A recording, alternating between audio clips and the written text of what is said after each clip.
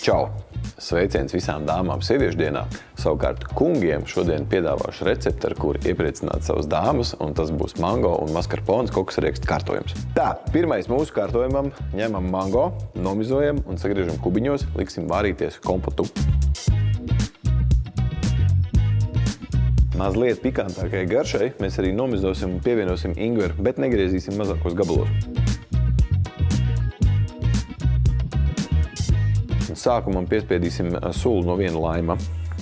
Ja prasīsies skābumu vairāk, tad pievienosim vēl pēc tam. Tā, šo mēs liekam vārīties, un pa to laiku uztaisīsim putoto maskarponi ar mazliet kokosriekstu pienu un vaniļas cukuru. 250 būs gana.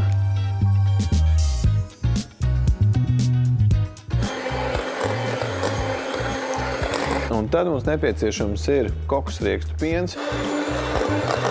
Krēmiņu pagaidām ieliekam leduskapī, un tad sagaidām, kad izvārīsies mūsu mango. Ingvera gabaliņus mēs ņemam ārā, tos mums nevajadzēs. Un pārējo mango liksim ātri atdzesēties, un tad veidosim mūsu kārtojumu. Šis nav obligāts solis, bet, ja steidzaties, tad vienā katliņā ledus un otru katliņu virsū. Kamēr mums mango dziest, pa to laiku mēs sasmalcināsim mazliet riekstus, lai būtu kāds kraukšķīts mūsu desertam.